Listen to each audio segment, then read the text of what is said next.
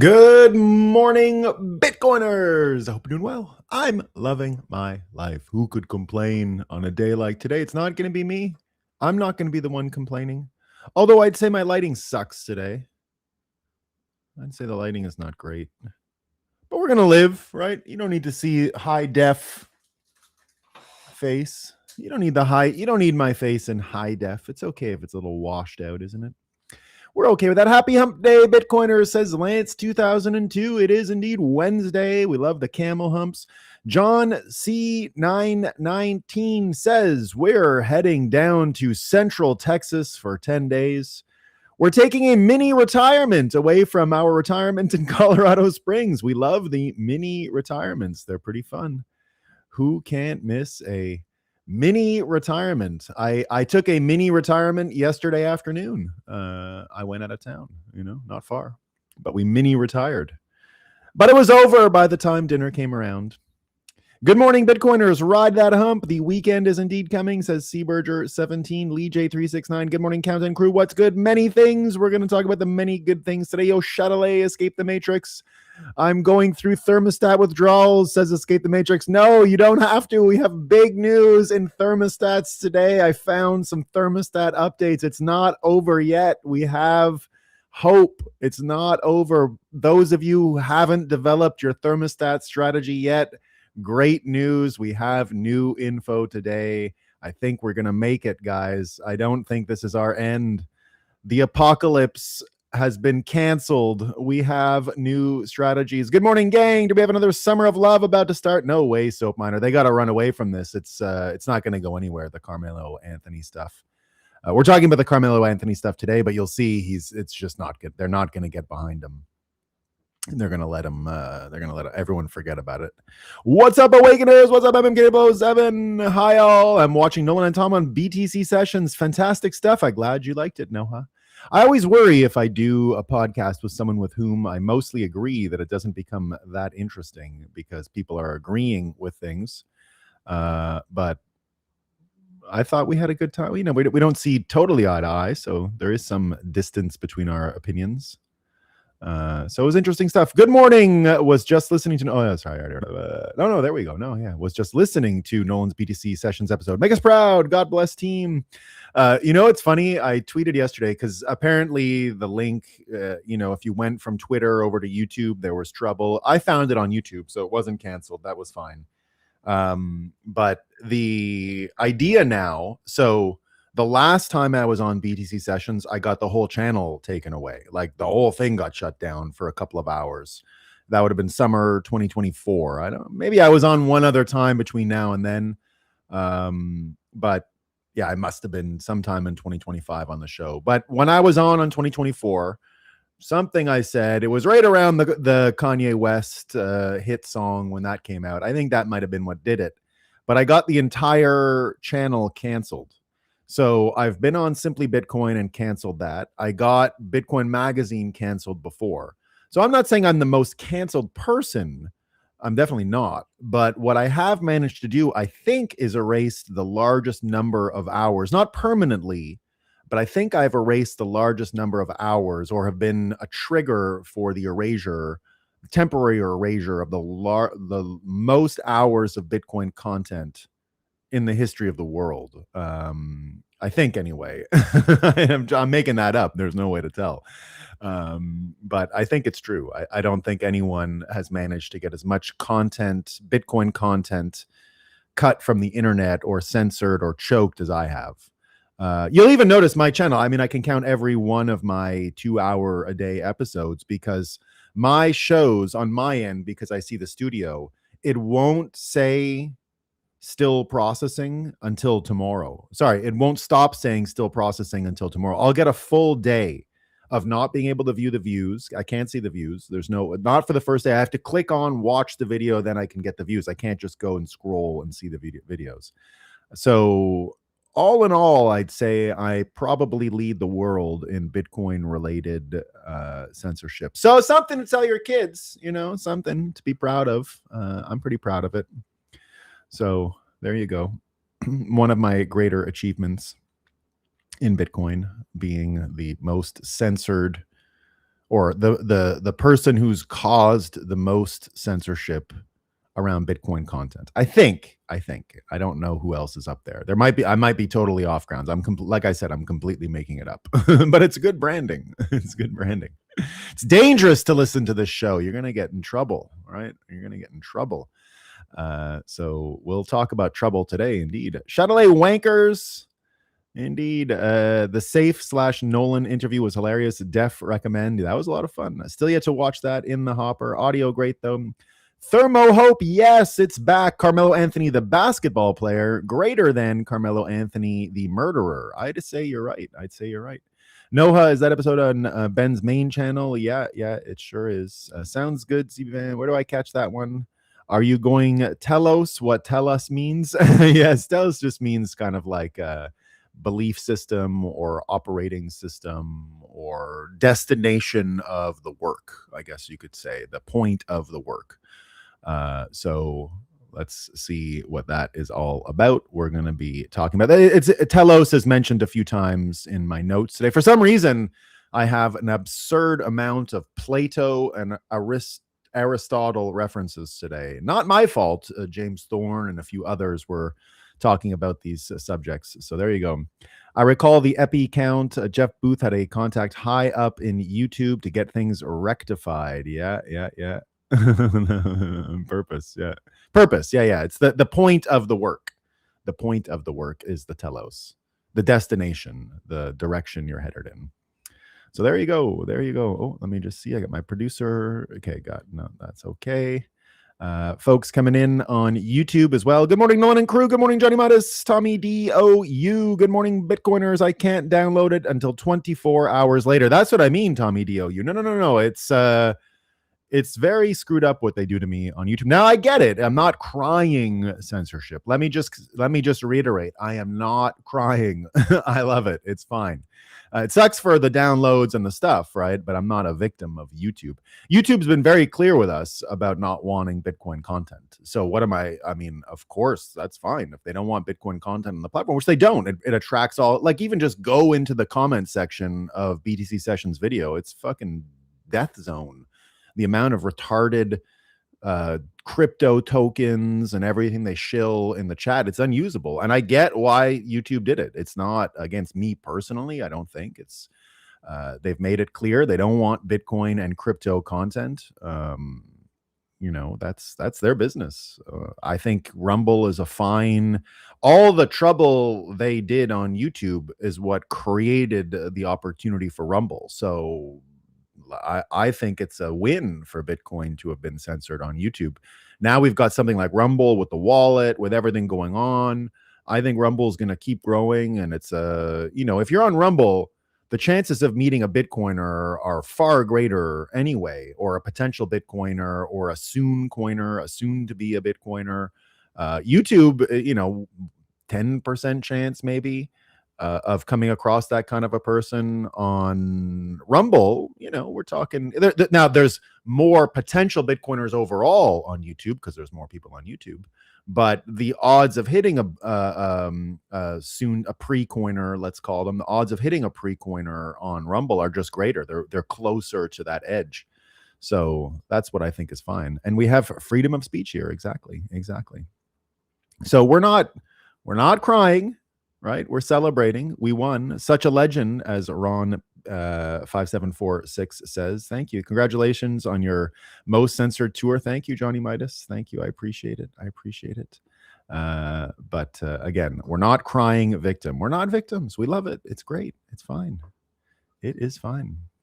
Okay, folks, that is indeed a sunrise, despite the cloudiness today. It's a little cloudy. I think that's it for the sun for the next week or something like that. I think we've got the last little bit of, I don't know if you can still call them spring showers, but we've got terrible weather coming for the next little while. But we'll be all right.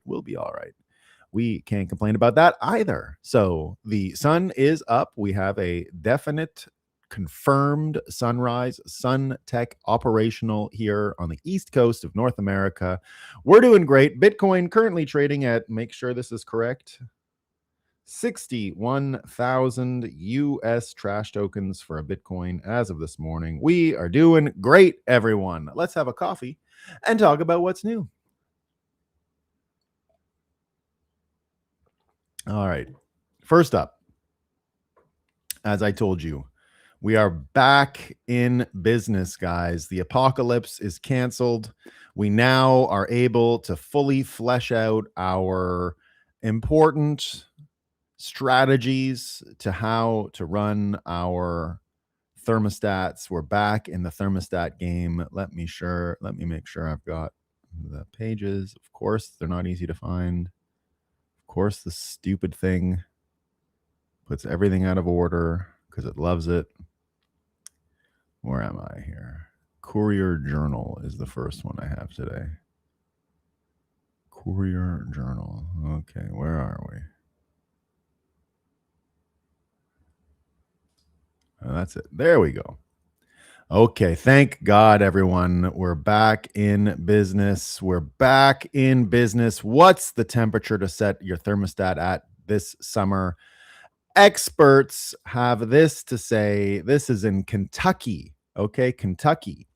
The U.S. Department of Energy says 78 degrees. So we got the 78 degree number in Kentucky. So scratch another state off the list. We're at 78 degrees. And this article goes out of its way to tell us Missouri, Maryland, Florida, we all have the same 78 degree situation. Remember that, guys. 78 really becoming the consensus number here. We get this. No, I have to subscribe.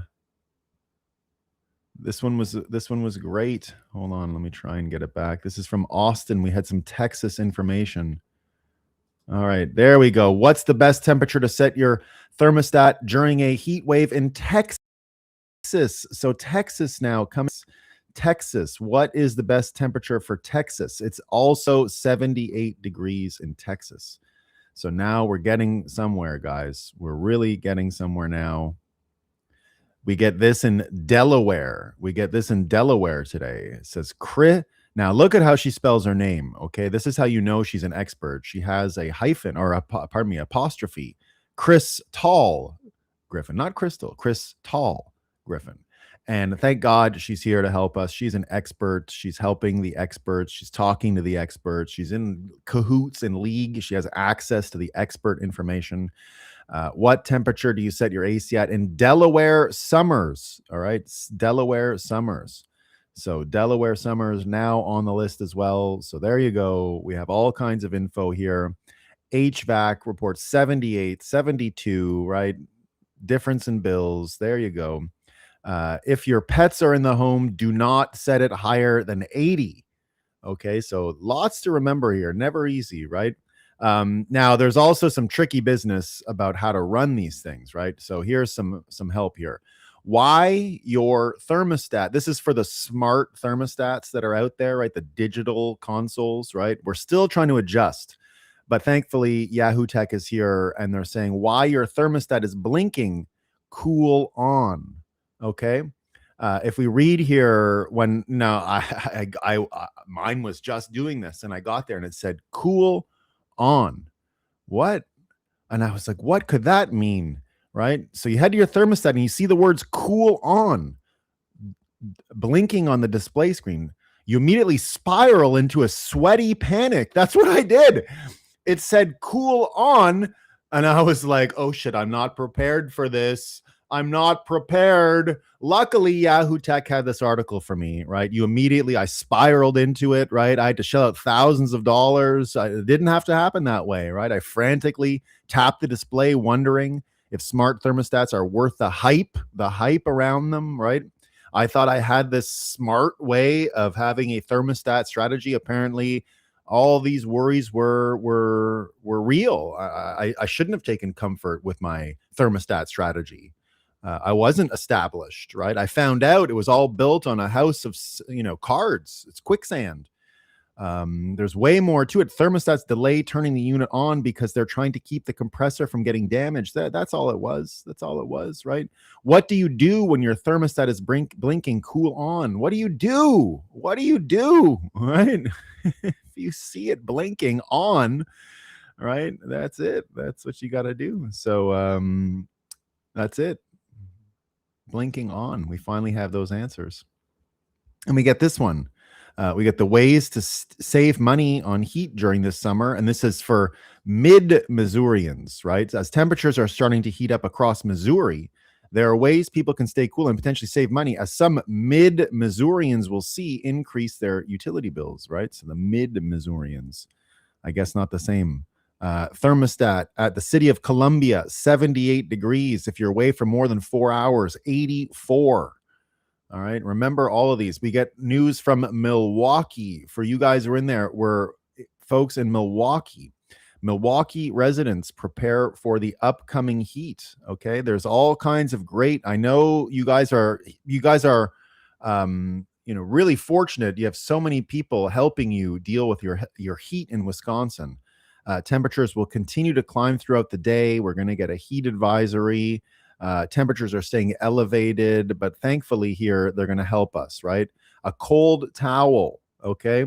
Cold towel, cold water, right? So if you want the cold towel, you should soak it in cold water, right? And then you can put it on your neck. That's what they say, right? Cooling sites, libraries, residents are encouraged to drink water.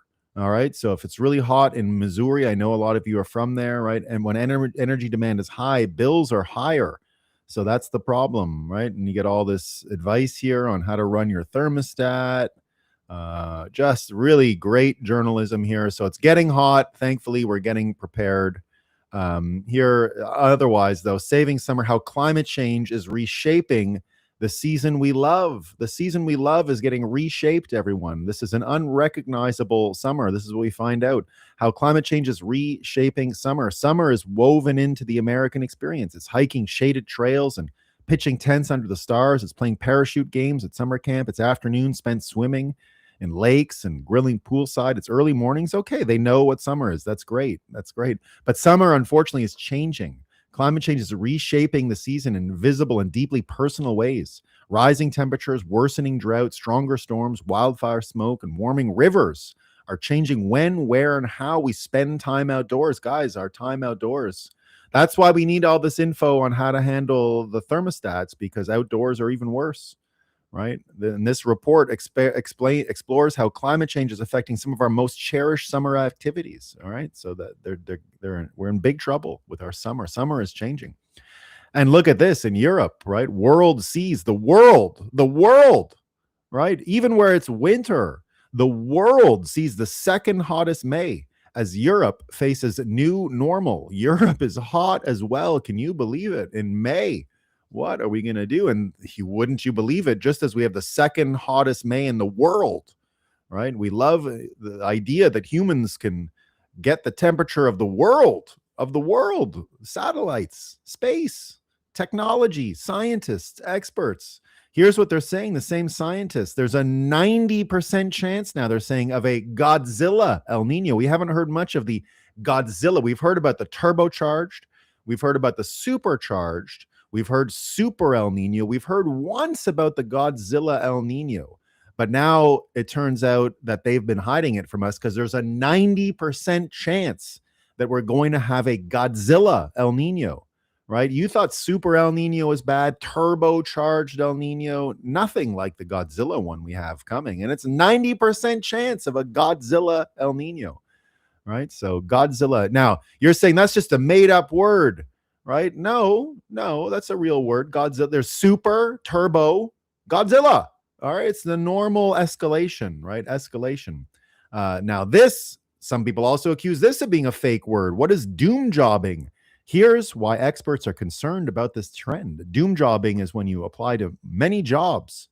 It's called doom jobbing now, right? Doom jobbing. And they also are talking in the Canadian news about not just doom jobbing, but mom maxing.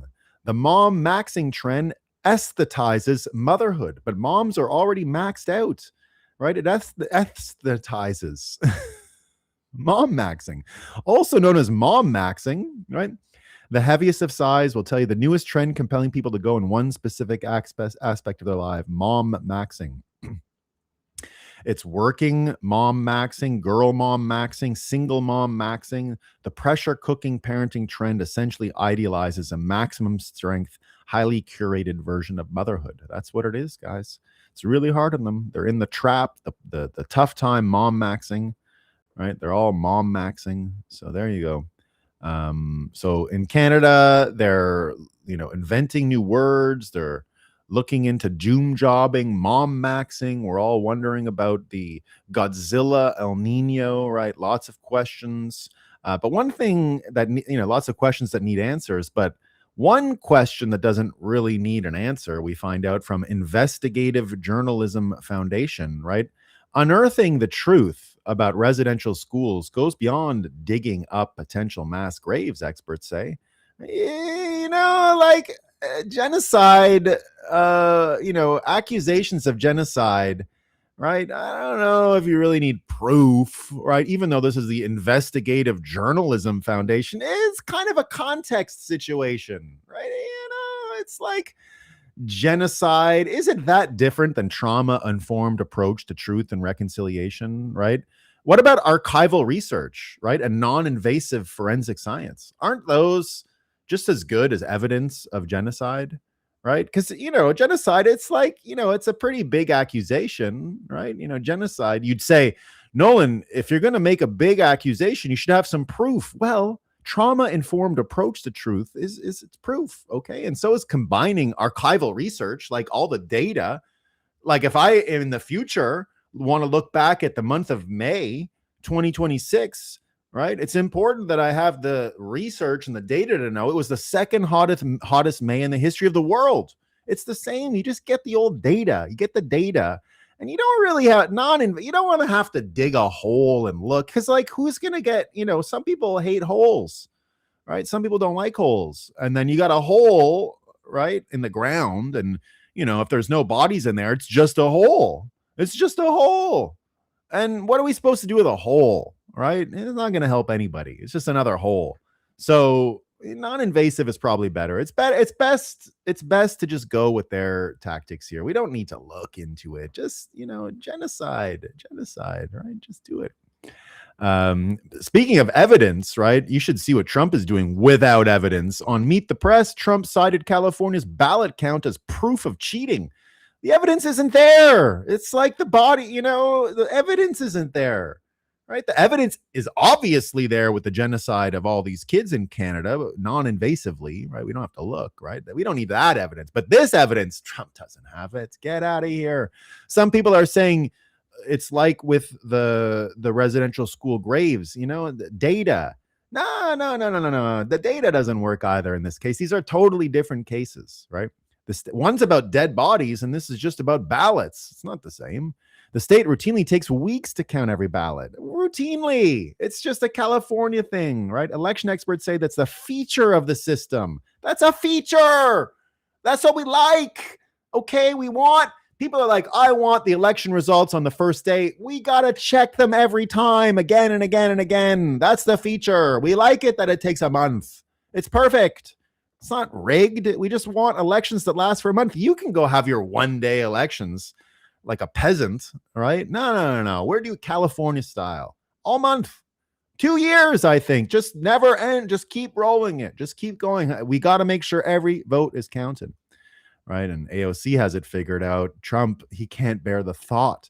AOC calls out Trump's baseless claims of California election fraud. Baseless. Who would ever believe that election was stolen? You'd have to be really dumb to believe that election was stolen, right? So stupid. Guardian says the same thing, right? Here it is. Trump inventing fraud in California. Experts warn as president ramps up baseless claims. The fight for democracy. Critics say president using his well-worn playbook. He just keeps doing it. He keeps saying, where's the proof of the audit of the vote? Right? Same old tricks. He did this the last time that we had questions about an election in 2020. Right, here we go with loyalists and key. They're amplifying his message. They're amplifying it. Right? Jeez Louise. What is wrong with these people? Terrible. We don't need no proof. So that's what we got for NPC news for the day, everyone. I hope you enjoyed it. I hope you enjoyed the NPC news. Let me get rid of these. Stop sharing. There we go. Some good ones, huh? Trump invented fraud. I thought it already existed. Too good. Too good. What are we supposed to do with a hole? Exactly. That's it. And then Bitcoin Dev, thank God I share this vital. I just can't from outside being with the dog. I can't believe I lived to tell about it. You were outside with the dog? Oh my God. CB Van says, I rented a cabin on a lake outside of St. Charles, Missouri next week. You're saving lives here, Nolan. That's what I'm trying to do. I can't let you just go out and try and deal with these thermostats all the time. It's not easy. Texas thermostat article doesn't say anything about wives who keep changing it to 72. How do I handle my wife in this situation? I'm afraid, Jesus is King. You're not going to like the answer. You're not going to. It's old fashioned. It's an old fashioned answer. I don't think people are ready for it. It's too much. It's too much in this time of change. Too much change at once. That's what we're doing. I've heard of fraud happening in the past. I didn't know Trump. Of course, he invented it. What are you talking about? We were perfectly innocent until Trump came along. All right, let's talk about the non-NPC news for the day. So we had some pop-off business last night in Iran, and we'll talk about it. So it looks like bombs going both ways. I didn't see much of the impact in Iran. I did see one of the videos of the impact on the military base in America. In Bahrain, and it was the American military base. So here it is, and it was a little explosion there of the military base. It's not the first time this one's been hit. There you can see it got whacked. I thought, though, the biggest story from yesterday was the story was the Apache helicopter got hit by a drone. Trump said he was going to retaliate, and then he retaliated. I don't have videos of the bombs in Iran. The video I just showed you was a bomb from Iran, one of the few that actually landed. Not a lot of landings yesterday. It looks like they tried to hit Israel as well last night. I had some viewers of the show from Israel let me know that the sirens were going off last night, but didn't see any impact. There could be. We're not getting a great view a lot of the time on what actually lands and what hits and all that stuff. So didn't see anything. The one story I did see that's really interesting, though, is this one where the pilots of the Apache that went down were actually rescued by a drone boat. Did you guys see that? A drone boat rescue. This is Greg Abbott, the governor of Texas, saying a Texas-built drone boat just made history, executing the first sea drone rescue in combat. This is what happens when you let business innovate and let them give them the freedom to build. Texas companies are leading the world and strengthening our nation. Texans take care of America. That's pretty good. We like to see that. Now, Trump tweeted out this morning, or Truth posted out this morning, the following: Iran's military is a complete and total mess. Much of it, like their Navy and Air Force, doesn't even exist anymore. They have been completely defeated. Iran is all talk and no action. The bully of the Middle East is dead. They've taken too long to negotiate a deal that would have been great for them. Now they will have to pay the price. President Donald J. Trump. I still think this is Trump negotiating. I think most of the strike yesterday is negotiating. I think he managed to actually keep the still close to a deal comment before this. And, this is one of those things where I think he's got to make sure he controls the escalatory dominance factor, and probably still looking for the deal in the short term. Here's a Sightbringer talking about this escalatory control and how Trump is at once both signaling that they're close to a deal and keeping the deal alive while striking. Sightbringer says Trump saying the deal is still close while his own ordinance is still landing on Hormozgan. I don't know what that is. Coast is the entire thesis compressed into one news cycle. The strike and the deal are being narrated as compatible by the man running both in real time and on the record. The president protects a negotiation mid-strike unless the strike exists in service of the negotiation. And that's what this strike is all about. I think it still just serves a negotiation. This idea, of course, that Iran can keep kicking the can down the road has to end at a certain point. So there you go. The quote is the closing scene read confirmed by its author. The full statement stack from tonight assembled. CENTCOM says proportional and self-defense. Trump tells the Wall Street Journal the Apache wasn't a big deal. Trump tells ABC the response is very strong and powerful. Trump tells the pool the deal is still close. 4 statements, a few hours, zero contradiction once you see the architecture. Bounded predicate for Tehran, dominance footage for the base, deal continuity for the markets and the mediators. Every audience gets its sentence tonight. This is a communications operation running a checklist, and the checklist ends at a signing table.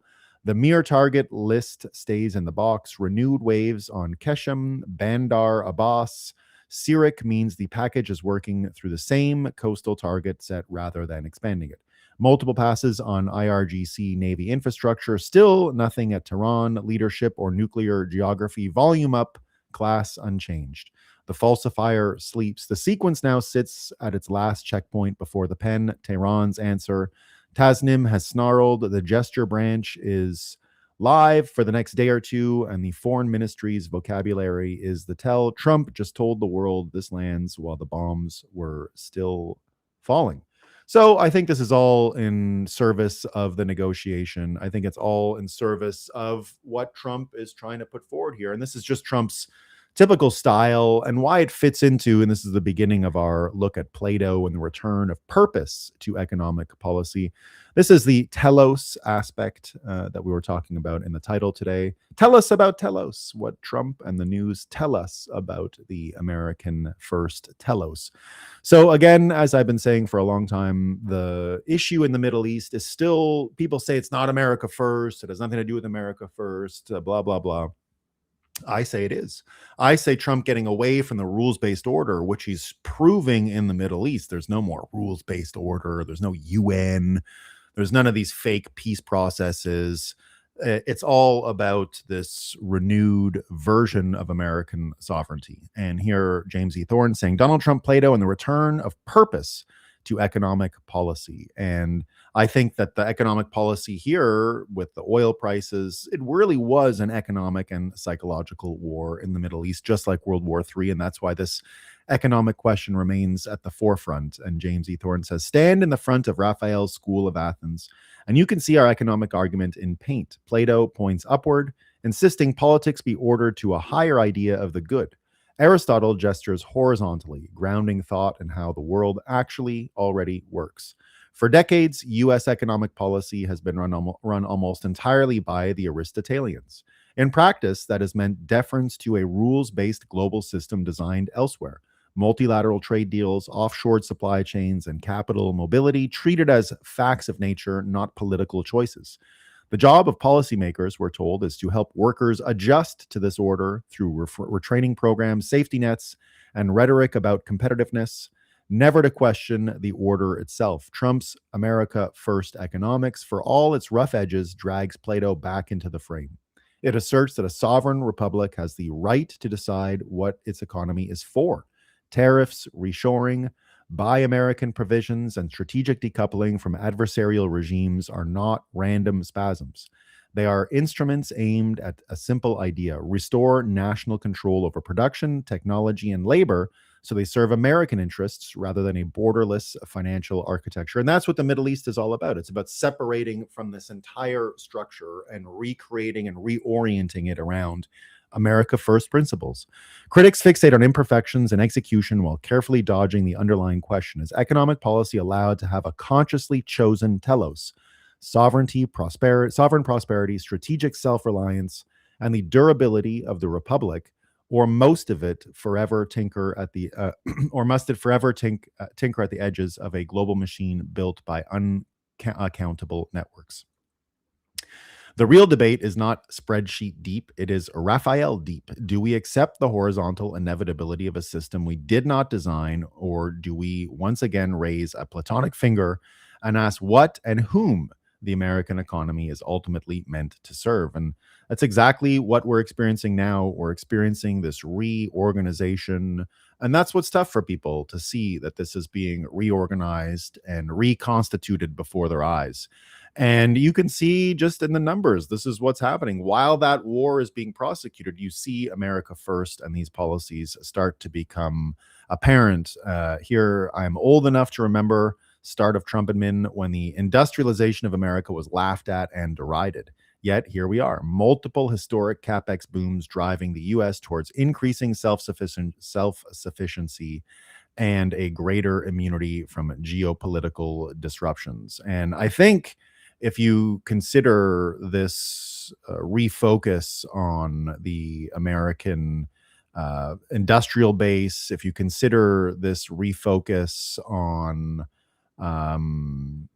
energy production, getting away from these partnerships, you can start to see that America First does have this, did have this requirement to reinvigorate. It had to exercise itself, get out of its old relationships, this old horizontal system that you see James Thorne comparing right there. And this piece here about the border bill is just the perfect way of seeing this happen yesterday. Republicans passed bill to fund ICE and Border Patrol through the end of Trump's first term.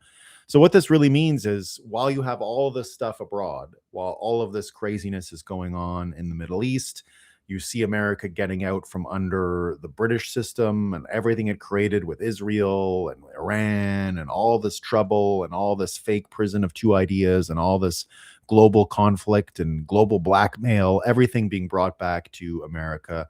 Simultaneous to that, you're seeing the reorientation of domestic industrial policy as well as domestic immigration policy, which again is both now funded and will see this system through till Trump's entire mandate. There'll be no more Congress shutting this down. So this is a huge win for Trump and a huge win for this reorientation of all the systems. This comes on the heels of the failed New Jersey recreate the Minnesota ICE conflict. And that was the plan for the Summer of Love. And that's not going to happen. It didn't happen in Minnesota over the winter. And it's not going to happen with Carmelo Anthony, which we'll talk about later, nor will it happen with the New Jersey ICE facility that all fizzled out. And now the money is there. So that was the whole point of all this theater, was to prevent this from happening and to create public outrage over Trump and ICE. It's not going to happen, and that is a failure. It looks like the Telos of American First is coming out throughout all the systems.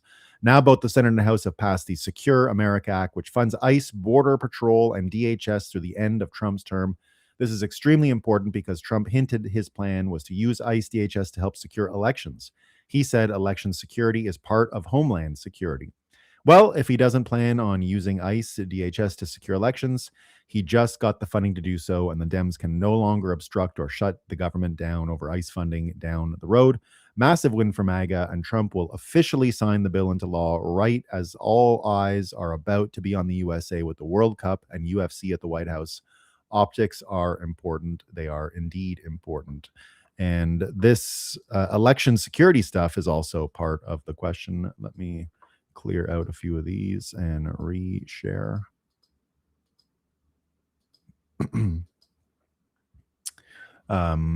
So election security is a big part of this, and it's a big part of this persuasion that's going on as well. The story in California continues to be interesting and continues to be eye-opening for people. It continues to show just how big this trend is. And here's a fun clip from Bill O'Reilly about the election yesterday, about the baselessly. I told you the baselessly word was going through and was starting to be used.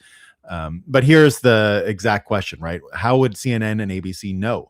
They didn't investigate it. Do they think they have like a forensic auditor of decentralized systems over at ABC and CNN and and all these places, right? When it broke that Pratt was going to lose to the socialists, the networks immediately put on screen Trump baselessly criticizes the vote. Baselessly, right? And baselessly. When it broke that Pratt was going to lose to this socialist who admits she's a socialist, okay? The networks immediately put up on the screen, ABC and CNN, I didn't watch the other two, Trump baselessly criticizes the vote. Baselessly. Well, how would they know? How would CNN and ABC News know? They didn't investigate it. They didn't look into it. All they did was report what the California authorities are reporting, that there was an amazing amount of support for this woman in the last 2 days, and nobody can really figure out why. So if I'm a loyal American citizen, I'd like to get to the bottom of that. Why? Why was this surge for this woman? Why wasn't it for Karen Bass, the other mayoral candidate? Why her? Because they wanted to knock Pratt out. I have no evidence to back up that there was fraud in this election. None. Okay? But it's suspicious. And every thinking person knows that it's suspicious. And they also know that California, as you rightly pointed out, has the most lax voting procedures in the United States by far. A dog can vote, and they found out the dog voted multiple times. And exactly, he has no proof. And that's what I've always been saying. You don't need to waste your time on actual proof. That's not an easy thing to get.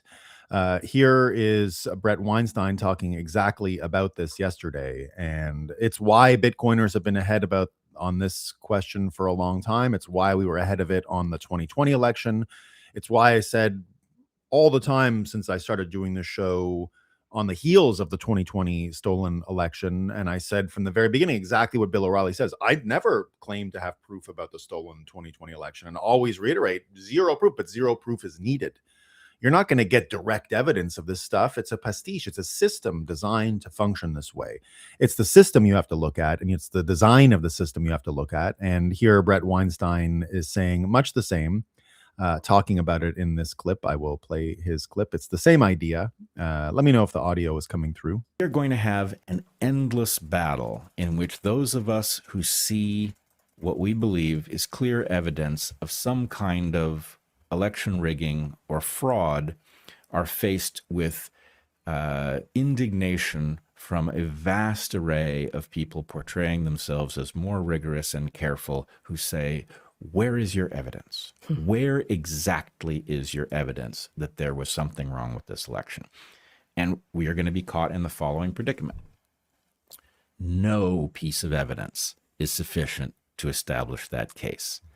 And the sum total of all of the evidence contains.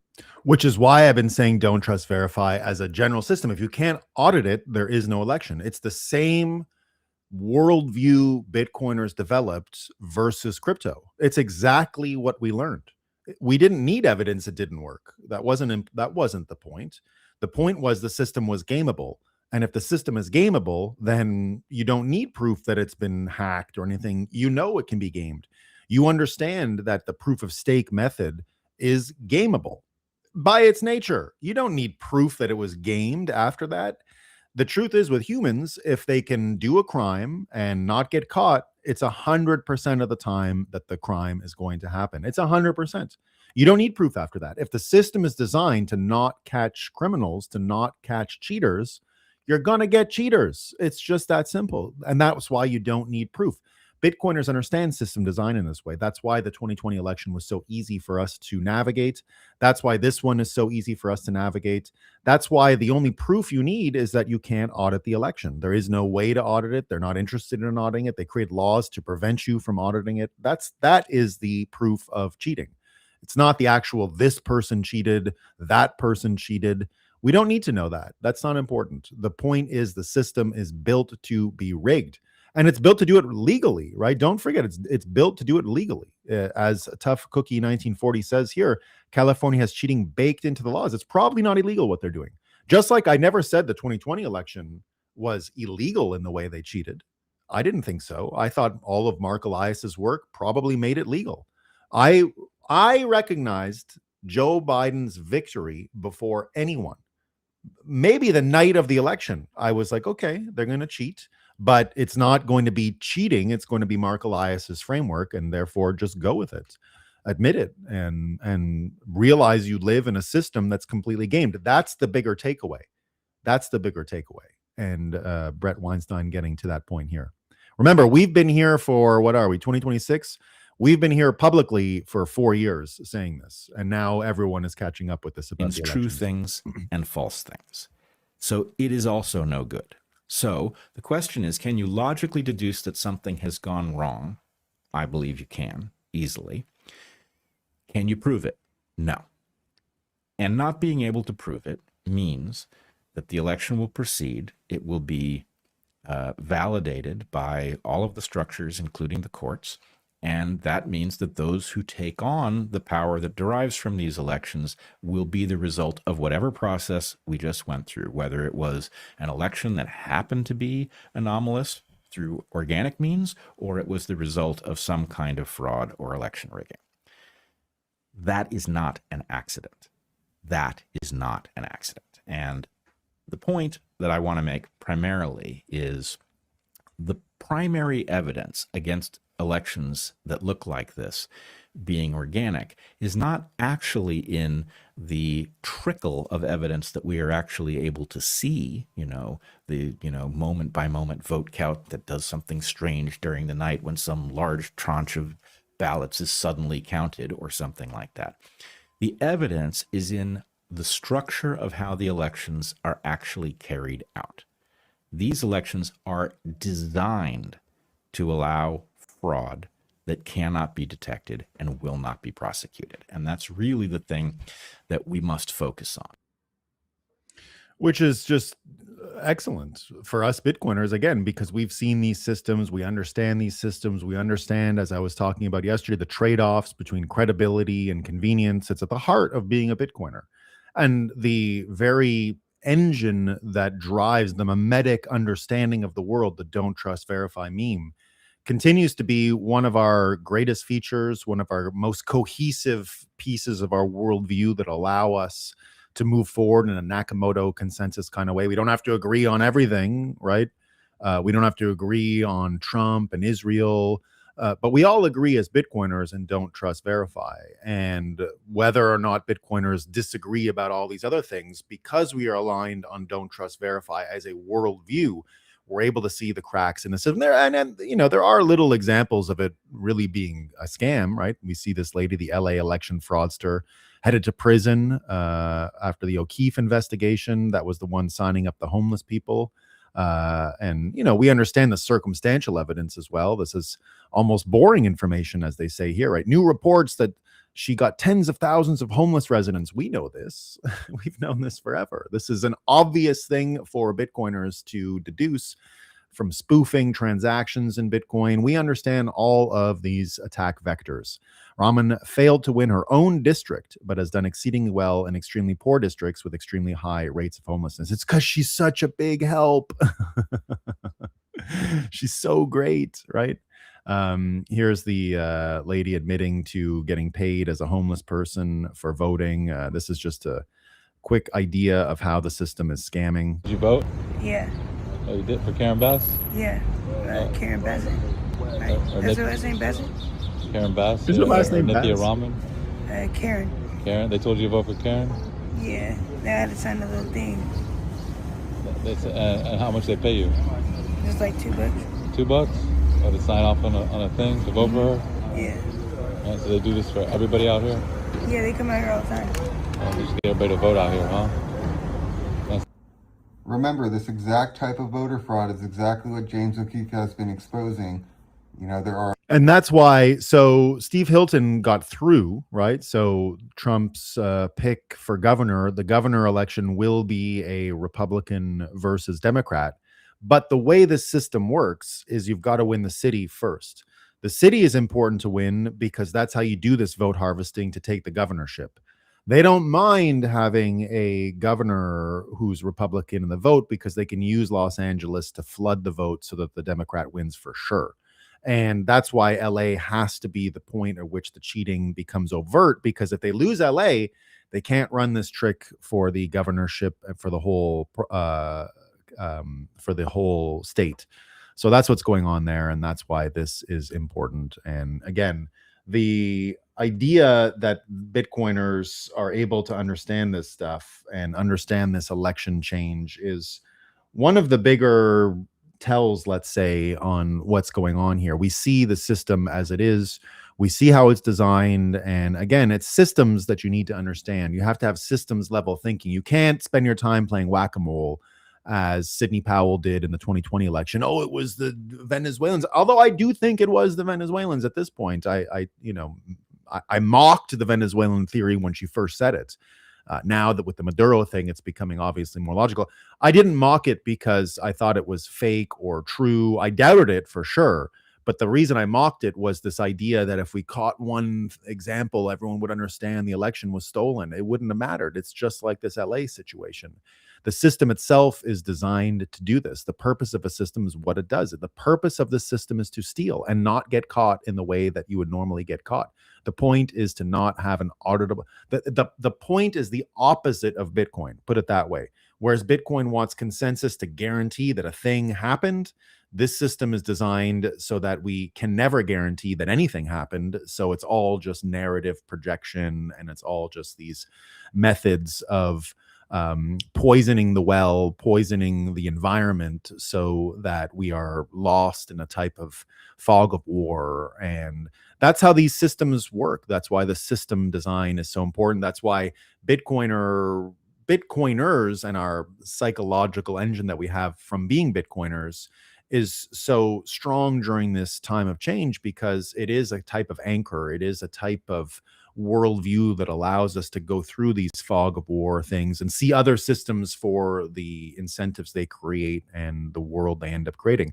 The fountain question in America is the same thing, right? Again, you're seeing, this is a great prediction here, but again, why we make predictions, and this is the same as with elections. We could have easily seen and predicted this was going to be the case. The fountain thing is the same idea. You're seeing the same systemic broken brain, broken worldview, fiat sludge people thing. And with the fountains and the reflecting pool, it's funny because it is actually sludge. Like, it's actually sludge that they removed from the pool, and now it's clean and green, clean and blue. So it was literal sludge they removed. And now, of course, here's after Trump's $10 million renovation, the reflecting pool is full again and looks almost the same. Peyton Alexander says, once the pool, he made this prediction days ago, once the pool is filled up, it's clear to everyone that 1, it reflects much better, 2, is much cleaner, and 3, is not the color of a swimming pool. Everyone who is mad about this is going to pivot to saying that now they hate it because there's no difference. It's the same. This is the no difference. This is the no difference. This is what it was a couple days ago, and here's the time lapse just to show you. They say it's no different. It's the same. It's just the same, right? It's all the same. No difference. It's the same. Just too good. It's greener than the grass.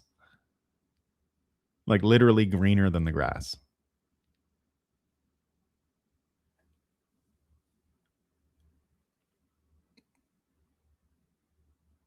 Yeah, incredible stuff, though. Watching it come back in, and I'll speed it up. Yeah, so there it is. Yeah, this is what they say is the same. It's the same. There's no difference. Sludge versus this beautiful blue. And again, the point of all of these pools and changing, again, to just judge the system and understand the product of the system, to think in terms of systems, right, is what we're doing here as Bitcoiners. It's what America First is. It's a system. So you've got to judge these systems in their totality, not in their elementary constituent parts. And the case of the pool is just one of these examples. They didn't just let the Lincoln Memorial reflecting pool turn into a green, stinking swamp. They designed it that way, defended it, and treated anyone who wanted clear water like they were the problem. An Obama-era environmentally friendly redesign produced a basin that grew algae in under a week, leaked constantly, and smelled like a drainage ditch. The people in charge called this success. They had the receipts and the studies. They had experts. They knew what to set the thermostat at. What they didn't have was any interest in making one of America's most important public spaces actually pleasant to look at. This wasn't an accident of bad engineering. It was the logical endpoint of an architectural ideology that decided normal people shouldn't enjoy beautiful, orderly civic space. The same crowd that pushed brutalism and buildings meant to make individuals feel small and insignificant also decided that letting national monuments reflect filth was somehow more authentic than keeping them clean. Le Corbusier dedicated his entire big utopian book to authority. The results spoke for themselves. For years, the message was clear. If you wanted the capital to look like a place worth respecting, you were nostalgic or worse, politically suspect. The decay wasn't a bug, it was a feature. It told citizens their country's symbols didn't deserve basic upkeep. It's just like not a bug, it was a feature. Oh, the election takes a month. It's just a feature. It's the systems level thinking, it's systems level design. Then Trump walked in and did the unthinkable. He treated the reflecting pool like an actual pool instead of a political installation. He skipped the theorists, called people who fix water for a living, sealed it, and made it blue and clear again. The same thing happened with half a dozen other fountains that had been left to rot. The brutality of it is how little it took. All the lectures about complexity and historical forces collapsed the moment someone simply decided the Capitol shouldn't look like a place that hates its own citizens.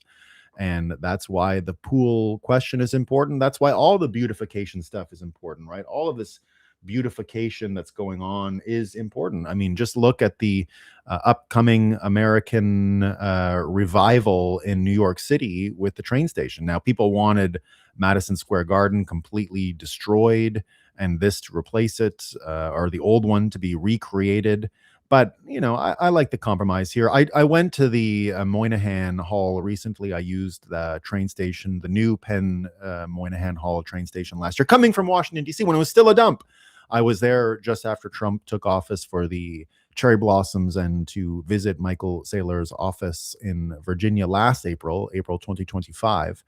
And I trained up to New York City after for hanging out at Pub Key and with some other Wall Street Bitcoin friends. And so I stayed not far from Moynihan Hall as well.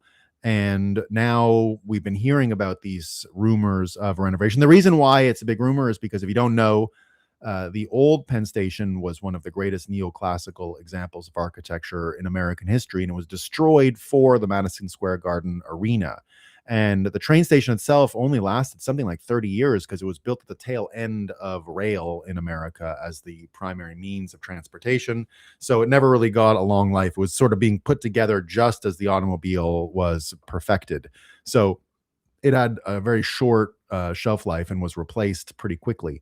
And it's actually the reason why the train station in New York, the old Penn Station, is the reason why you even have conservation movements and apparatus now in a city, because of the loss of the heritage that came from losing that building. So now they're going to do a pretty simple rebuild, but it is beautiful, and have a look.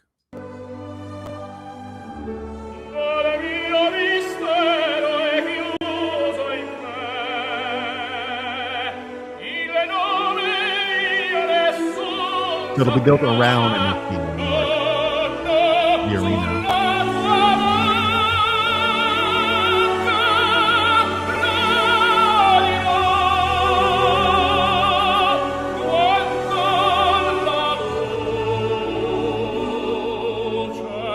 Rangers! We love the Rangers.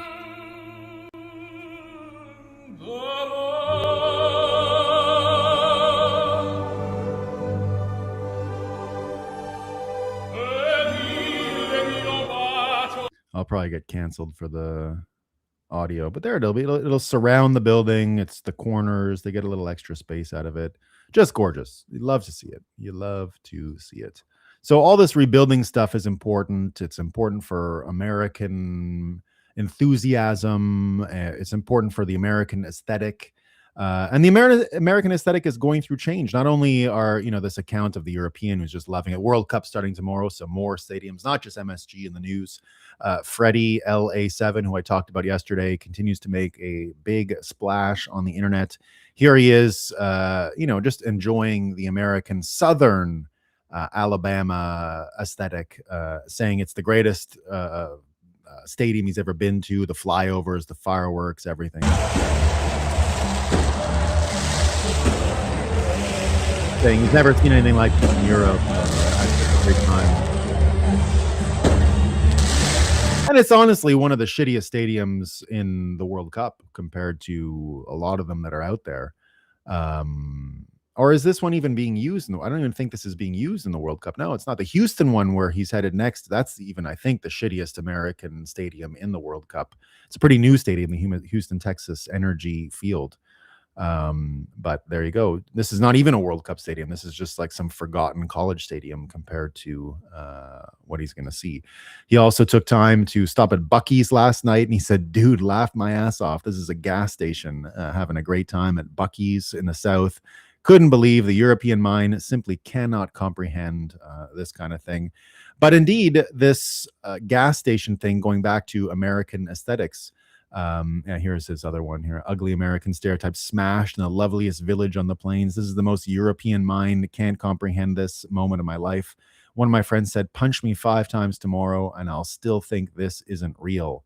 And indeed, that's why they went to Buc-ee's. And again, commenting like he did on the gas station shows, again, this is the systems level thinking and exactly where America is headed. And I believe this is the trend. The America First aesthetic is coming back. And the aesthetic is a big deal. And here's an example. There's a new gas station coming out called Rockwell's Mercantile something. And I'll give you a mercantile company. Rockwell's Gas and Mercantile Company is no longer just a meme. It's real. All of it. The first location coming in Whitleyville, Tennessee, where its founders, C.J. Engel and Ryan Green, have recently moved their families. We hope to have the funds raised and the renovations and installations completed by late spring 2027. Americans have noticed the complete degradation of the American gas station and country convenience store. You see it, we see it, we all talk about it. Owned by foreigners, drenched in lotto and vape signs, filled with slop foods and generally off-putting. We don't have to live like this. You know how gas stations used to look. You can picture the old country store. You remember seeing images in the vintage roadside diner. Rockwell's is bringing us all back. We are partnering with locals and friends to stock our store and our diner with great products, and it's going to be a blast. Just weeks ago, we went under contract in an old community schoolhouse built in the 1940s. It is the perfect location and has the perfect historical significance for a project like this. We are seeking to completely restore it, gut the parts that have decayed, and renew it into something that will attract folks from all over the area. Already, we have contracted with architects, gas station consultants, kitchen consultants, and builders to start the process of bringing forth this great vision. So here's what they're going to build. Pretty amazing stuff. You love to see the aesthetic coming back, to see this America First idea start to America emerge, right? is your inheritance. Our ancestors tamed the continent and forged America out of the wilderness. But that heritage is under attack. It no longer resembles the America you came from. Rockwell's seeks to reclaim that heritage. Rockwell's, American owned. You love to see it, huh? You love to see it. And this fellow will be working for them. Silence, do good. Fun stuff. Piece of that shift, piece of that change. Here's just another example in the same vein, right? On Friday, my husband and I officially flipped "We're open, come on in" sign in our general store for the first time. We spent 5 months restoring this 90-year-old building, and now we are here. Our small farm town has been so supportive. This is just the beginning. Where are they again? KG store, Kentucky. If you're heading through Kentucky General Store, have a look at Casey's General Store. I just followed them. Got to see it. This is the aesthetic we're headed back to. This is the America first look. You even got this rural idea here. Said JD Vance opened up a chicken coop yesterday at the vice president's residence. Vice President JD Vance put up a chicken coop inside the VP's residence. A spokesperson tells me will tend to the chickens. He will tend to them. His kids named the chicks. The coop was made by Carolina Coops, an American-owned small business which has been in business for 18 years. The owner, Matt Du Bois, pictured here after putting up the coop. Don't you love to see it? What a beautiful little chicken coop. Isn't that amazing? Look at that. Look at that. Americana coming right through. America first, starting to become one of the bigger ways of understanding this system and understanding what is going on. And here again, the trend to this rural aesthetic, the system we had until now, this same rules-based order, global internationalism that favored San Francisco and New York City and Los Angeles and the urbanization of America, the urbanization of the world, that whole trend looks like it is coming to an end. And that's why America First, that does have this rural aesthetic, that is embracing a lot of these systems, we can start to see that the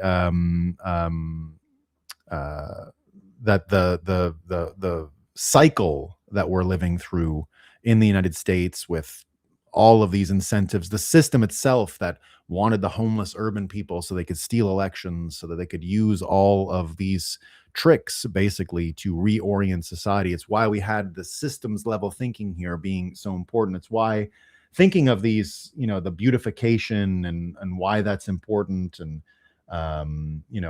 understanding that this shift, urban rural stuff has, let me just see, has all of these implications. The feeling that people are getting because of this town life, right? And the industrial sort of monoculture that was oppositional to this, right? You're seeing here from Van Raalte, agro-nationalist, rural advocate, saying the reason that the industrial monoculture gutted a town life in the American Midwest, thousands of these towns are zombies, animated by Social Security, Medicare, and real estate inflation. Retirees own property, pay taxes for schools, and employ hospital workers, artisanal small businesses. All that is welfare money. Iowa's entire state budget, those old bay pension programs, right? Everything over there is changing and created this hollowed out gutting, which is why all these systems are now being judged, right? The two biggest milestones of the Great Replacement are coming up this decade. The first is the crash of the residential housing market, which will take the economy with it. I think that is going to happen. I'm not a nihilist like him. I believe that Bitcoin will keep us from having a market crash in general, but we're definitely changing systems, right? So here he's just describing what's going on. We'll see a polyethnic foreign aristocracy independently run tens of thousands of candidates for political power.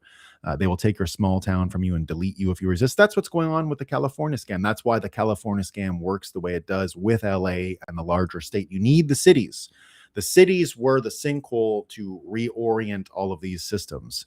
And the cities being the sinkhole for that helped create this shift and this completely new urban rural divide. And it went on, racial lines as well. Racial lines were a big part of this, of course. And that's why we're seeing these racial lines stoked greatly right now. But the system is changing, right? So this urban rural divide already just in employment, we saw yesterday here, hot off the presses, the Justice Department issued an opinion today explaining that disparate impact liability under federal employment law is unconstitutional. This is an earthquake in federal civil rights law. If right, this is the foundation to overturn that pernicious regime. And what this basically means is all the DEI stuff. This is just more about how DEI is completely unconstitutional, illegal. Race-based decisions for employment should never happen. The Supreme Court recently explained that we have a colorblind constitution. This opinion explains what is needed. First, business necessity is a lower bar to defend against disparate impact. Second, causality is a high bar for plaintiffs. But the third, plaintiffs must establish whether with particular evidence that there is an available alternative practice that causes less disparate impact.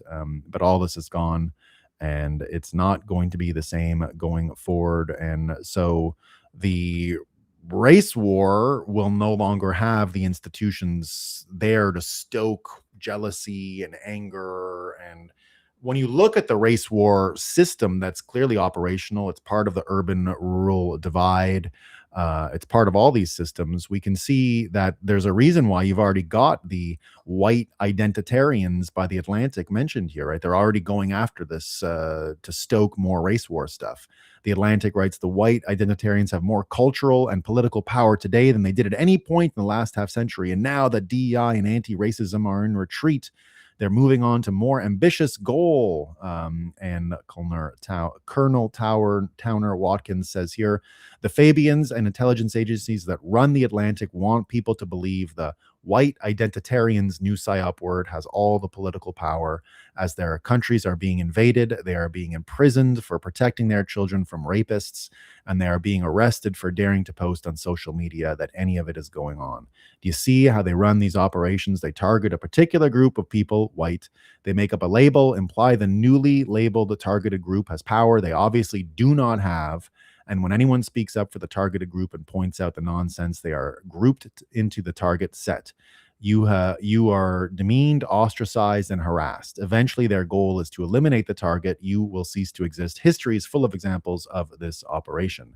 But it's not working out very well. Here's an example of this institutional change going on, right? This case here of the fake Gretchen Whitmer assassination beheading, remember that? Where they said it was a white supremacist group, right? Here's NPR.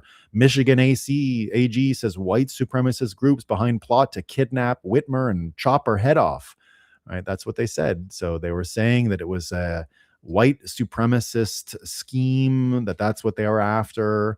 Well, he's now been, the conviction's been completely overturned. We always knew it was done just like the January 6th stuff. It was all about entrapment. It was all just an op.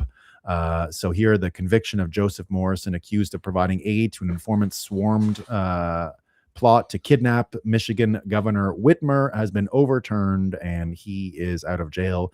That was a fake beheading. But here's what happens with real beheadings. It's not just the fake beheading with the fake op, and now they're out of jail. Look at all these systems. This is why we're thinking in terms of systems. That's why you have to look at the bigger picture to see these systems. Because just as this fake beheading and the systems that allowed this to persist, it's been how many years now? 5 years this guy's been in jail, or this guy's been thought of as a criminal planning to kidnap the governor. But now, because of the entrapment, you're seeing the systems reorient, and the fake beheading is no more. But yesterday we had a attempted real beheading along these same white-black lines, and that is in Ireland, and it didn't work out really the way we've seen before. So I got to apologize. I made a mistake yesterday. I made fun of the weak, spineless Irish people and said, I don't think they're going to react when we were talking about the breaking news of this. It turns out I was completely wrong. They totally reacted. So if you were an Irish person and you were insulted by my comments yesterday, I was wrong. I admit I am wrong. They did chimp out. So the chimping out of the Irish yesterday was on full display, and they burnt people's houses down. And here Austin McIntyre says, the lesson is simple. Governments can deport the invaders they imported or the native population. This is in Belfast, Northern Ireland, by the way. Remove themselves. Mass deportations were always the moderate option. So whole vigilante gangs running around yesterday. Here's more pictures of the protests in Ireland. Lots of people wearing masks. People said it was mostly peaceful, right? Mostly peaceful to me. It looks mostly peaceful. Here's more of the burning houses, and mostly peaceful, and more people talking about all the masks and the fires and what's going on. And Wesley Yang has a really great take saying, individual justice under the rule of law has no meaning to tribal peoples. When a tribe kills or rapes a member of a different tribe, the response is communal, or must be if it is to secure a balance of terror that secures a modicum of social peace. The failure of a communal response is understood by the aggressing tribe as a kind of consent. Western Europeans, long ago subdued by systems of individualized justice and rule of law, have largely relinquished the collective instinct for such conduct. Having imported tribal peoples from the dark and backward corners of the earth en masse, they effectively acquiesce to the mass rape of their own daughters. This would be true even if Western European criminal justice was swift and decisive rather than constrained by a mind virus that has judges forbidding the deportation of rapists to their home countries and deference to the human rights of the rapists that turned police into active collaborators in the gang rape of British children for decades. Northern Ireland is a small pocket that retains some of its tribal character and capacity for communal violence. The way to preserve Western Europe as a place beyond tribalistic hatreds and violence was to keep out those who would not live by the same law-governed protocols. Having failed in this reasonable and moderate course through the fecklessness of its political elites, now some degree of reversion to practices drawn from Europe's tribalistic past seem already baked into the cake. And this reversion to tribalism is apparent in America as well. I don't know if you saw the Carmelo Anthony jury verdict yesterday. It looks a lot like the tribalism of O.J. Simpson and his murder case from a few years ago. But the Irish chimped out yesterday. We got some chimping out in America too. And here's what it looks like, right? Everyone freaking out because Carmelo Anthony, who video clearly shows murdered this guy. Like it was obvious, right? The video is not AI. He had plenty of opportunity to move and it was over nothing, right? And now they're saying, you know, what do I tell my 5-year-old boys? What do we do now? Don't kill people. It's not that hard. So the tribalism is here in America. Blair White says they are literally protesting for the right to murder white people. There is no other interpretation. Say his name, Carmelo, say his name. I'm going to play some funny ones in a second, right? This one's pretty good. Wait till you hear this lady. I got to play this one for you. This is excellent stuff. So mad. That's the same purple lady. I got another video of her.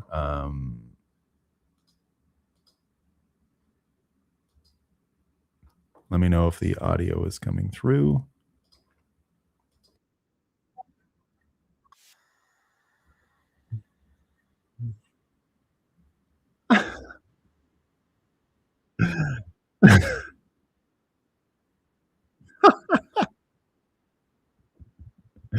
Oh, I can't listen to that for too long. There's a bunch of these people, though. People freaking out. Here's another one. Not having a good time. Did the audio come through on that? I don't know if it came through on that. No audio. Yeah, you didn't need to hear it, actually. Now that you're just screaming and yelling. This one, too, you don't need to hear it. It's just absolute nuts.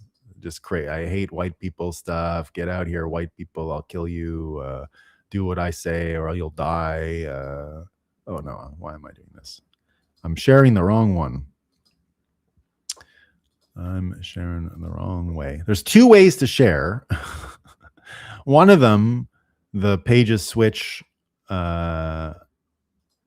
I switch. One of them, I have to deliberately, I can switch thumb, whatever. Anyway, boring stuff. So this lady too, not having a great day, not enjoying the verdict. Many such examples. Many such examples here. This one says they should have shot his twin. So the guy who died, Austin, has a twin brother, Hunter. They say they should have killed him too. A single video like this is a more powerful argument against the possibility of a successful multiracial society than anything written in the Western philosophical tradition, right back to Aristotle and Plato. I don't know why we got all kinds of Aristotle and Plato content today. It's just part of the mix, right? But we are talking about Telos, right? Here's Rep Crockett talking about some Telos. I keep wanting to like Rep Crockett, and then she just keeps finding she could have been a great Republican or MAGA if she would reorient to America first. She could probably be effective, but she's, I guess, going to be out of Congress now. That's the end of her. She lost to Low T Tallarico. Here she says the knife wasn't a deadly weapon. What? He's dead. He's dead. Here she says that Black women live in agony every day that I promised the Metcalfs had never lived through. Sounding, getting her talking points from Big Mike. Big Mike here says, let me explain to white people. Our hair comes out of our head naturally in a curly pattern. So when we're straightening it to follow your beauty standards, we are trapped by the straightness. That's why so many of us can't swim. A very, very wise lady once said, that's why we can't swim. And now you know why. She can't. Her hair's too curly. It's impossible. I struggled with swimming because I was a good swimmer, and then I went through puberty and my hair became curly and I lost my ability to swim so well, because famously hair curliness is an issue.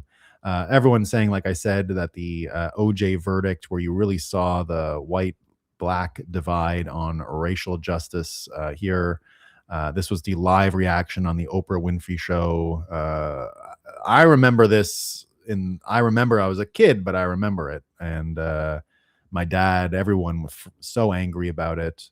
Here's another example of the OJ Simpson. The reason it was important for black community is because he killed white people, right? So that's why we got to remember that he's kind of like a hero, right? He represented something for the black community, right? He killed white people. That was great news.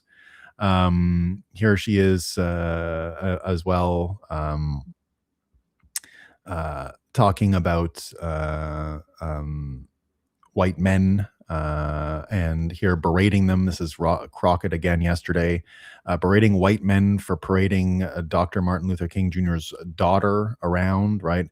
You want them to believe that somehow she espouses who Dr. King was, she says, right? Bringing out a relative of MLK was a genius move by the GOP. You know the Dems were going to respond with the big cannons, and systems change, guys. Systems change. Here's we don't want to keep this on the black-white thing permanently. I want to share this last little bit of audio from someone, I think, saying a lot of wise things about this case. And here's the difference. We don't want to make this, although I'm telling you tribalism is going to become an orienting principle. It was removed from the system. White people are now acting tribal, whether you like it or not. It's from system breakdown, exactly as we heard from Wesley Yang. But we're going to be able to get over this. And here's an example of how and why we're going to be able to get over it. We're not going to listen to the whole 5 minutes, but I want to give you a sense of the temperament and reason that's there. Lots of people have fallen for these tricks, but many other people are wise to them. And this is someone who understands this stuff and systems level. Here we are. thinking. The defense has rested its case. They really didn't have a case. What I think happened was that some people went to Carmelo Anthony's parents and probably told them that he would get off if he went to trial, that they could convince the jurors of his innocence. But the bottom line is this: he was not innocent. He is not innocent, and he is going to have to pay for this crime. They were trying to possibly get him off because they were probably thinking, like O.J. Simpson, that he would somehow get off. After he took this boy's life, he threw the knife and he took off running. One of the school resource officers caught up with him. He said that he did it. He said he did it. There were eyewitnesses there. Here is what people don't understand. I continue to see this in my comments, that he needs to keep his hands to himself. Well, black folks, you can't have rules for me and not for thee. Because if your child touched someone or pushed them, shoved them, punched them, whatever, and they stabbed them in the chest and they lost their life, you would not think that this was fair. But you think it's fair regarding Austin because he's white. Do you know why you think that? It's because you are jealous of white people. You have been told since you were children that they had advantage over you. So you have watched a lot of white people live a good life, and you. So there's the Fabianism right there. That's a big part of the brainwashing. It is the systemic rot that's created this problem. And it's why we have to, again, look at these things systemically. It's why we've got to look at the telos, the purpose of the system, why we're building it, what's the destination. That's why America First can solve these problems, because this was all economic from the beginning. The jealousy, these were communist frameworks. Just as we heard from Colonel Watkins, this is all about the Fabian frames, the divide and conquer frames, the rich, poor frames, all of these frames that have been used by all kinds of institutions, corrupt institutions that have fallen for these traps.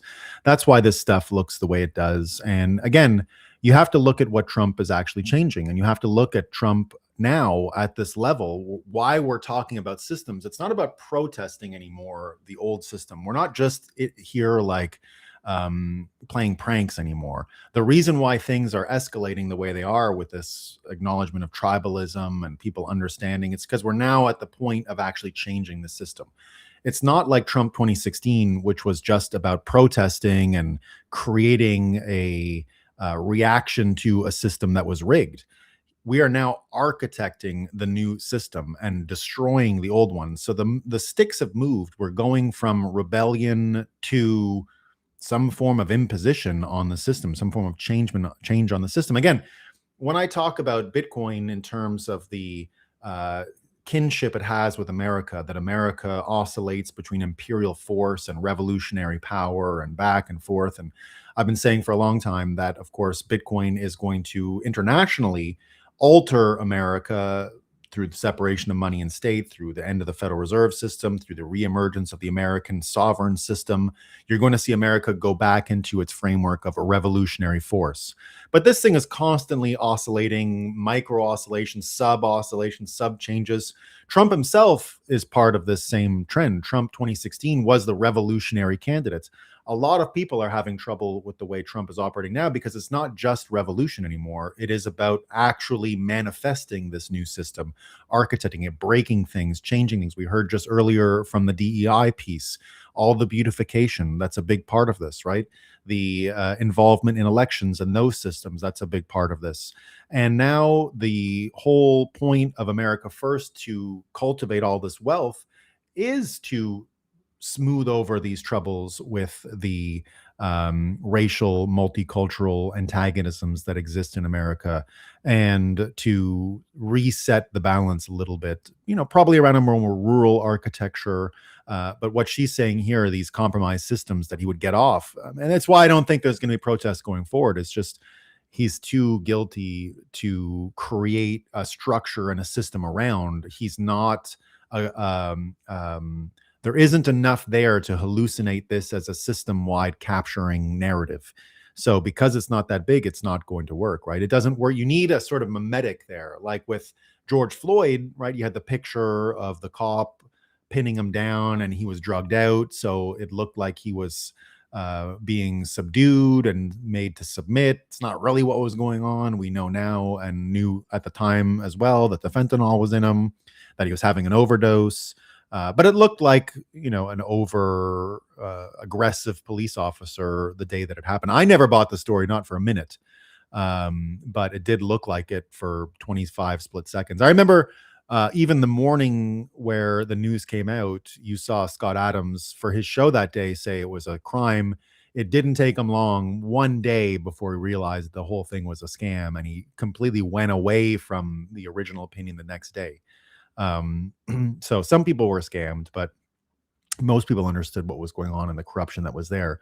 So Trump's been going through this change as well. And I think that's why, because he's now at the systems level, not just protesting the systems, he's at a different frame of change that's going on. And someone made a point here, Sula, with the mimetic culture around Trump having changed between 2016 and now. And here he says there has been a major shift in the emotional milieu of online Trump meme culture between 2015 and 2025. The first campaign possessed the atmosphere of bacchanalia, festive, mischievous, profane, and ecstatic in its own absurd way. The second, by contrast, bears the aesthetic of imperial restoration, harder, darker, and animated less by transgression than by vengeance. The Trump of 2016 was above all a trickster figure. I talk about the trickster archetypes a lot, and I agree with that. He belonged less to the marble world of the Senate than to the Dionysian procession, masks, revelry, laughter, ritual, inversion. One is reminded not of stern Roman imperial busts, but of satires, dancing drunkenly around wine vats, mocking priests, and overturning ceremony.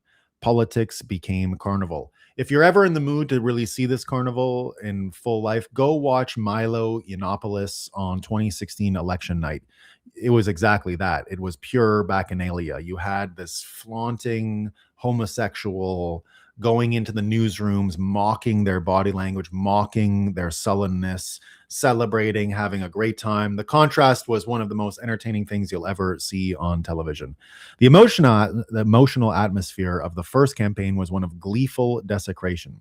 Many participants disproportionately millennial, terminally online, and irony poisoned beyond recovery did not initially expect victory. I did. The pleasure lay in smashing idols. Jeb Bush, the heir apparent, became low-energy Jeb. Republican orthodoxy dissolved beneath jokes. Cable news anchors were mocked with almost liturgical delight. Politics ceased to feel like government and became, for a moment, participatory theater.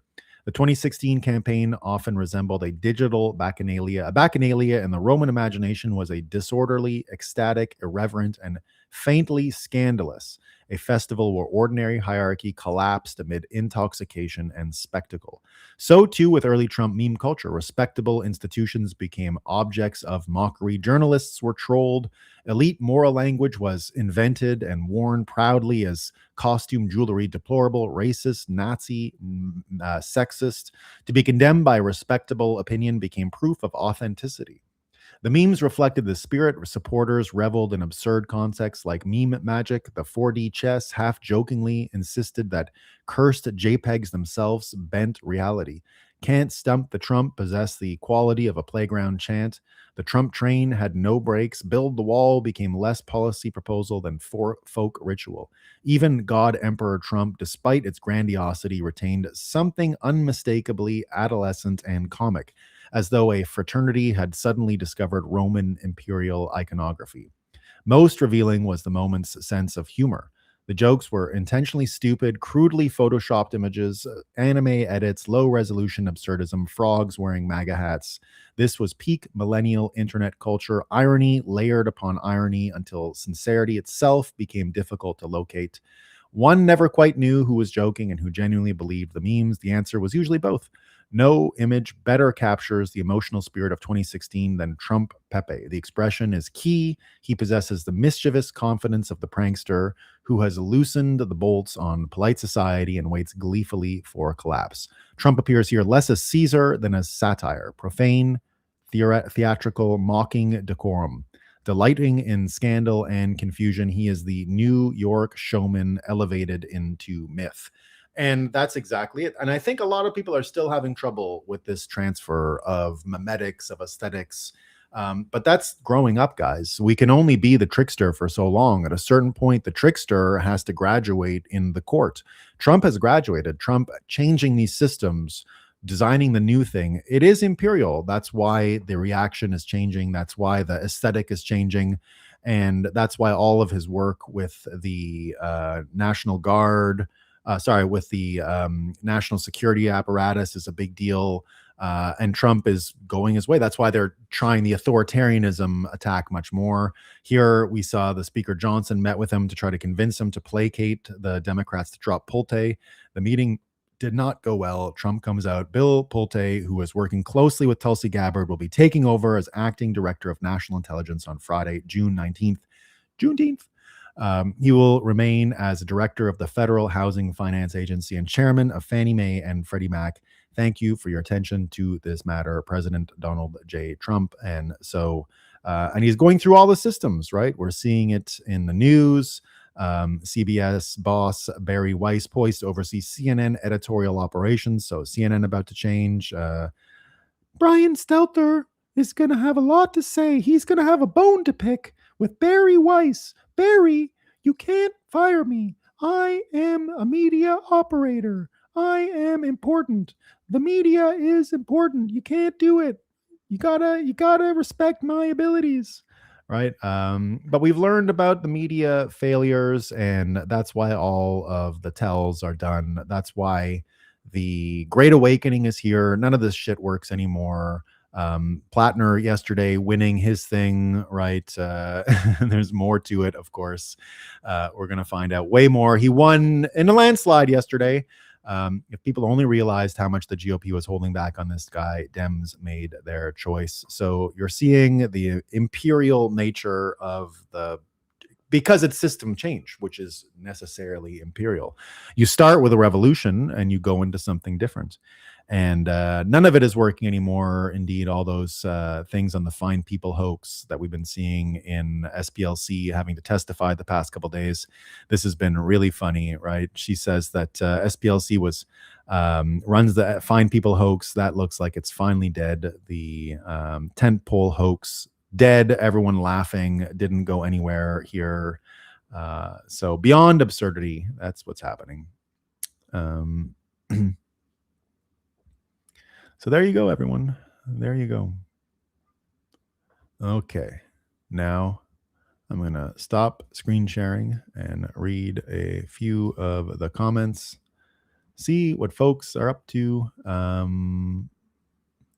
Nolan, he loves stopping at Buc-ee's for sure as well. Of course. Is there a direct correlation between thermostat temperatures and a reflecting pool per the experts? We need the answer to that. We need that.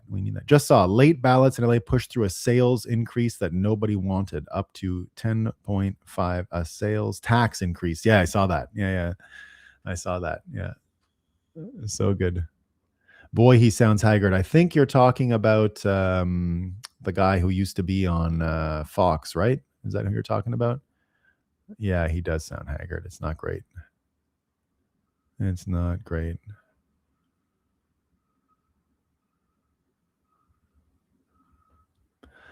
Trump. Oh yeah, there we go.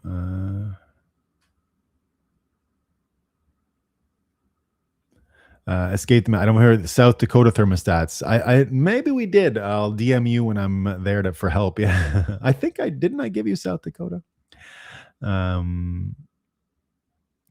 U.S. BTC Plebinator says USA military has tech that can bend space and time, but can't open the Strait of Hormuz. We don't want to open it, BTC Plebinator. Like, how are you not understanding? We want the oil to go to China. We don't want UK to get any oil. That's who we're fighting. So we don't want the oil going to them and haven't wanted the oil going to them for a long time. We literally don't want it open. I mean, I think I've said that consistently since day one. This thing is not opening anytime soon because controlling that is the purpose, right? So there you go.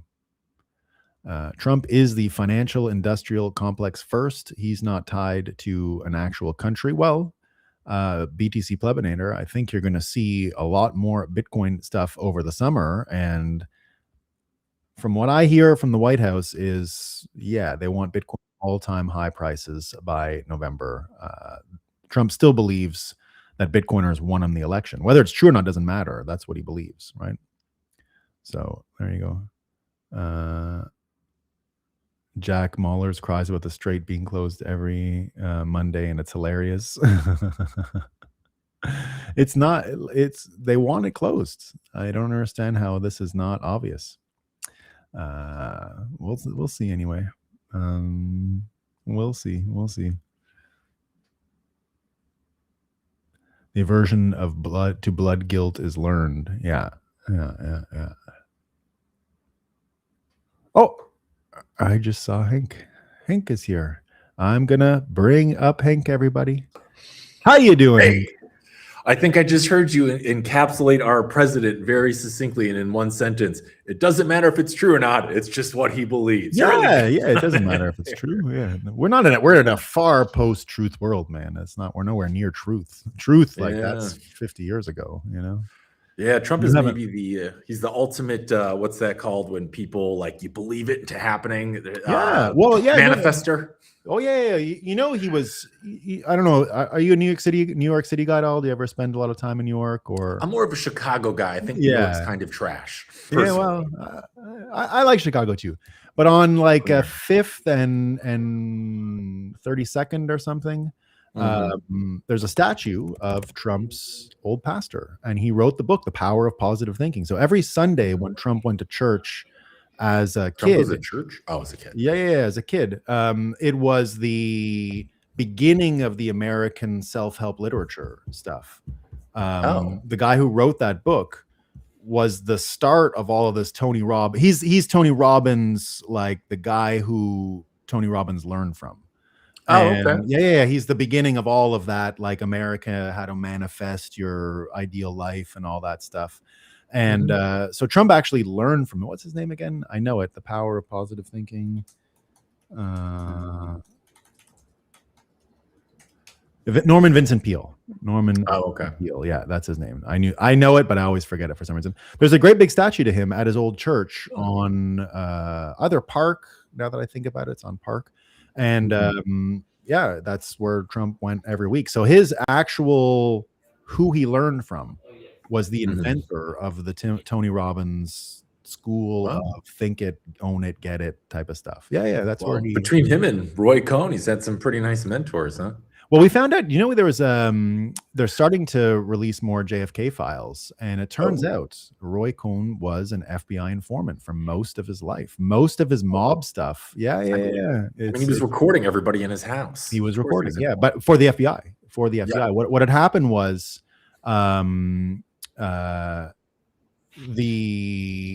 he was working for a mob guy, and another mob boss killed his boss.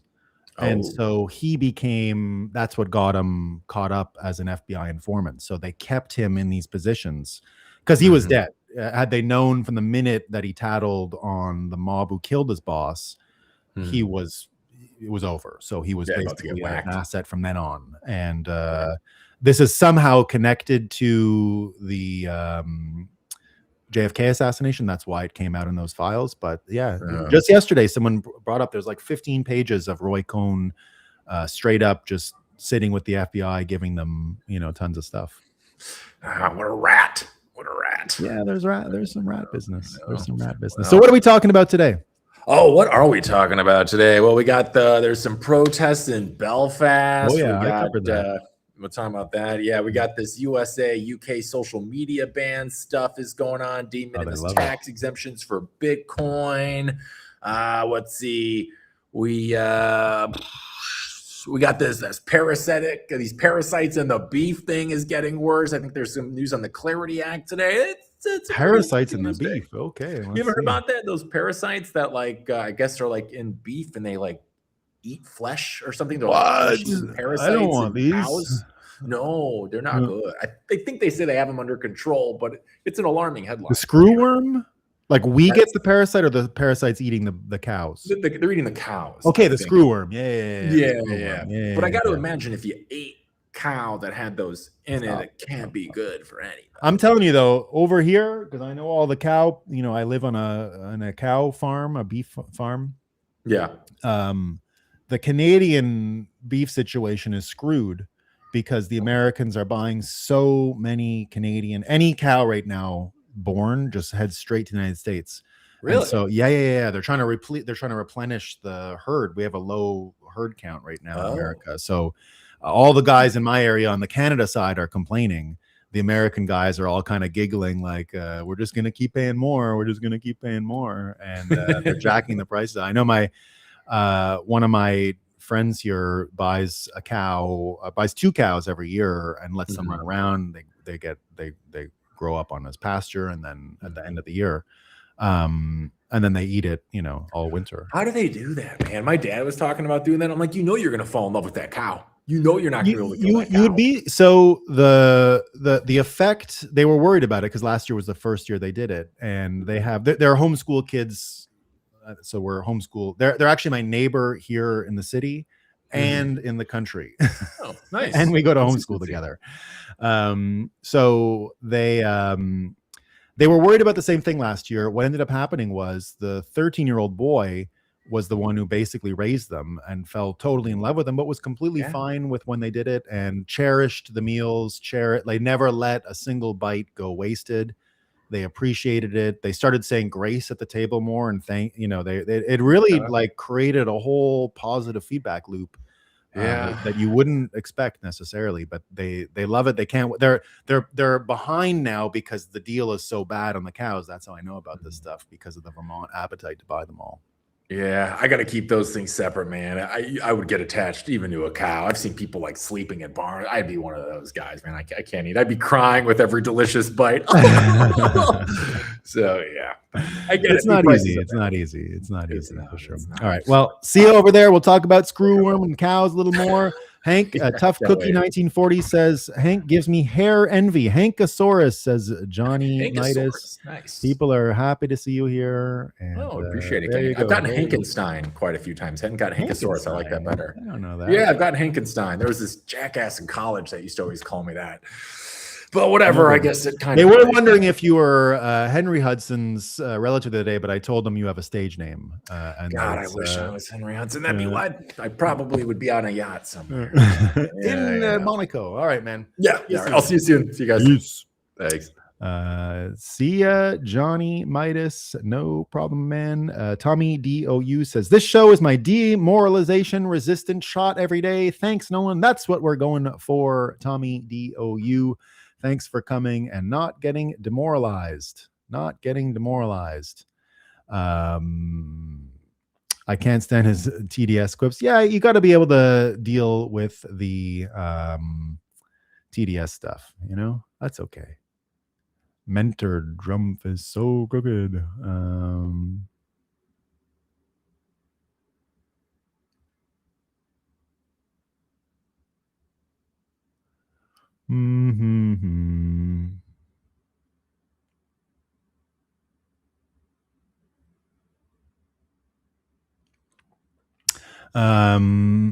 Somewhere along the way, they become based and the spells lose their usefulness. Yes, exactly.